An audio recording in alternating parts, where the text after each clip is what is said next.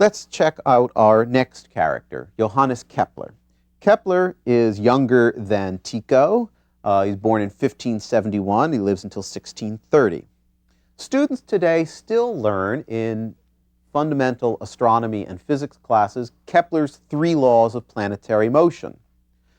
Now, a historian of science seeing something like this wants to know more than just what the laws say. What the laws say is important, but what a historian of science really wants to know is how were they discovered, why were they discovered, and most importantly, what's their original context? Things like this tend to be taken out of context all the time. What's the context for Kepler's 3 laws of motion? Well, let's find out.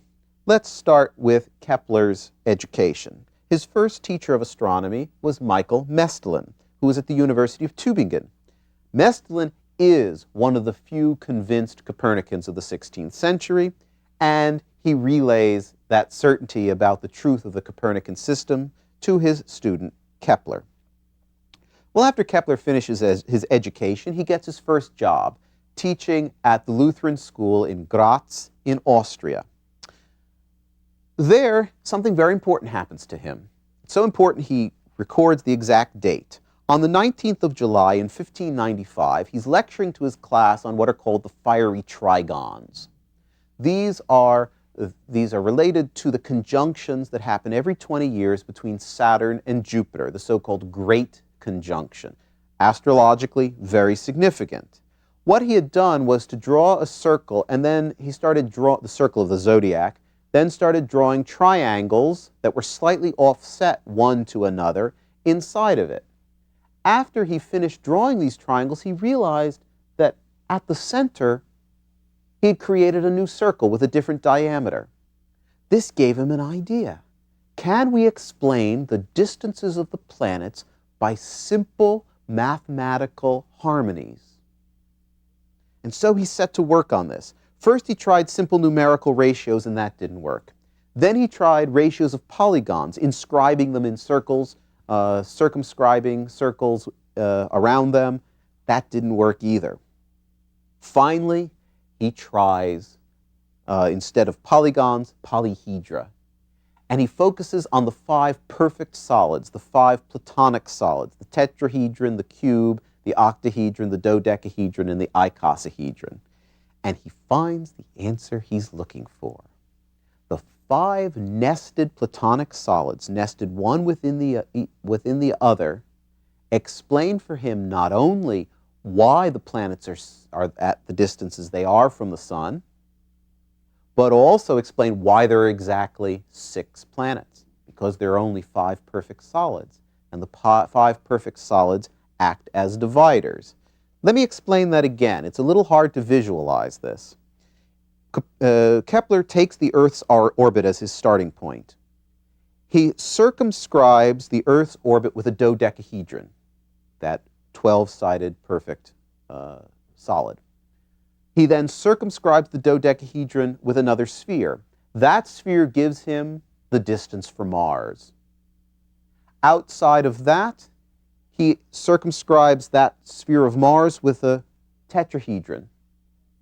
Circumscribes another sphere outside of that. That sphere gives him the distance for Jupiter. A cube, a sphere, gives him Saturn. Then he goes back, puts inside the Earth's orbit the icosahedron to get the sphere of Venus, and then the octahedron to get the sphere of Mercury. What he says here, let me quote him, is he says, God, in creating the universe and regulating the order of the cosmos, had in view the 5 regular solids of geometry, as known since the days of Pythagoras and Plato. Here is clear evidence to a return to the ideals of Plato's Timaeus. Remember, Plato's Timaeus has the demiurge creating the universe, looking at mathematical models, looking at the ideas. The whole universe is orderly and harmonious. And here, Kepler is showing the same kind of thing. As he says, nothing is fashioned by God without a plan. Well, Kepler's ideas were presented in the Mysterium Cosmographicum, the cosmographical mystery, or the secret of the cosmography. 1596, this is published. Kepler sends out several copies of the book. One goes to Tycho, who's impressed and invites Kepler to come and work with him at Uraniborg, but Kepler declines. He eventually did work with Tycho in 1600 when Tycho moved to Prague to the employ of the Holy Roman Emperor Rudolf II, after Tycho's relationship with the new Danish king became a bit sour.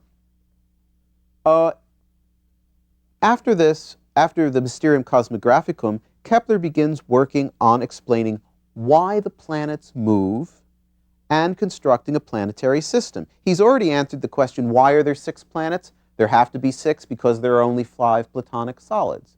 Not a question we'd ask in modern science. Nonetheless, it's a question that Kepler asked. Why do the planets move is his next question. He postulates the idea of what he calls an anima motrix, a moving soul or a motive soul lodged in the sun that pushes the planets around in their orbits. Think of it sort of as a turning paddle wheel, and this anima motrix pushes the planets around in their orbits. He also says something to deal with the problem of Aristotelian physics, saying the Earth has to be at the center. He says, no, things just attract their like, and so if we pick up a piece of Earth, it naturally falls back towards the Earth because they're alike. He says if we took 2 stones and we put them way out in space, far from the Earth, they would have a sympathy and they'd move towards each other because, again, they're alike.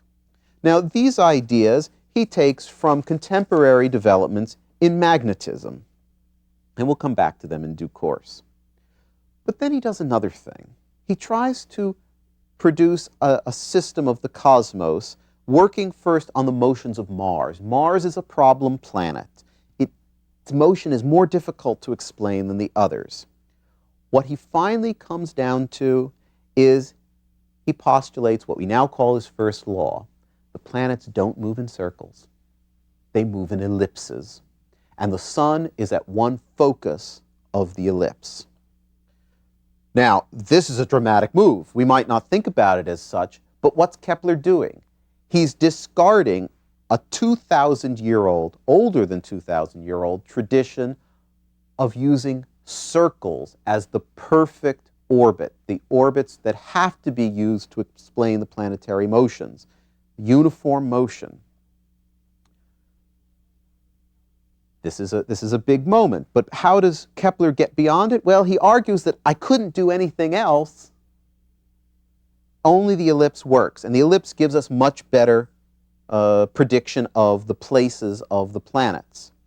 What he also finds out is that the anima motrix, the idea of the anima motrix, helps him retain some kind of uniform motion in the heavens. He finds that the planets, when a planet is furthest from the sun, it moves more slowly. When it's closer to the sun, it's moving faster. This gives him the idea of his second law, the so-called equal area law, that a planet moving, let's say, for a day, any fixed period of time, sweeps out an equal area of its orbit. So that is, when it's further from the sun, it's moving more slowly. It's further away from the anima motrix in the sun, so the effect is less. So it moves more slowly. It sweeps out a sector that's long and narrow. Narrow because it's moving slowly. When it's closer to the sun, it's moving much faster. And so the sector it sweeps out is wider but shorter. The area of the two sectors, however, remains the same. That's his second law. It allows him to retain the idea of uniform motion. The uniformity is not the speed of the planet or the motion of the planet, it's the area of its orbit. It sweeps out. Now, I should mention, before I go any further, an astronomical fact. These ellipses that Kepler was using were not very far off being circles. If you draw a big circle and a big ellipse, which represents the orbit of Mars, and if I held these up for you, you would have to look very closely to see the difference. It makes a difference in the planetary positions, but it's not like textbooks show it with this great eccentric ellipse with the sun way at one end. Remember, these are very close to being circles, actually. All right.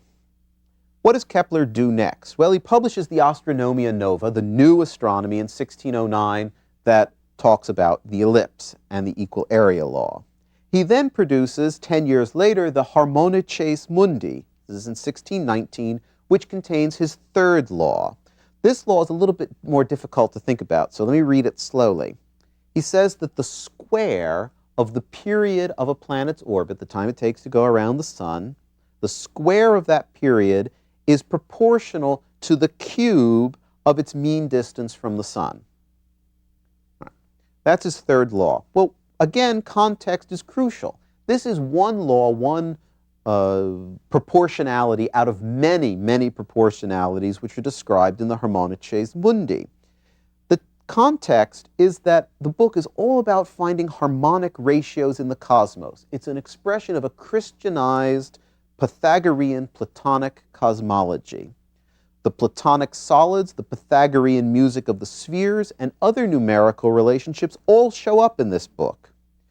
The real subject of the book is the harmony of the cosmos, revealing God as the geometer. Let me read you another quote from Kepler, writing in a letter to his teacher Mestlin. He says, "I wanted to be a theologian. For a long time I was troubled, but now I see how God is also praised through my work in astronomy." So there's an inherently religious character to Kepler's search for the harmonies of the cosmos. Let me point out that even though the third law sounds like a very technical scientific law, it sits in the Harmonices Mundi alongside staffs of music where Kepler tries to plot the melody of the spheres, the music that the various planets make in their orbits. So it's very far removed from the context in a physics textbook that this third law has now. The three laws were in fact extracted from their context later in the century by Isaac Newton, and the deeply religious and metaphysical mathematical basis of their discovery and enunciation was lost. That's what we have to do in the history of science. We keep trying to put that context back to see where scientific ideas come from. And as you can see here, it's often rather surprising. Prepare to be surprised a little bit more yet to come.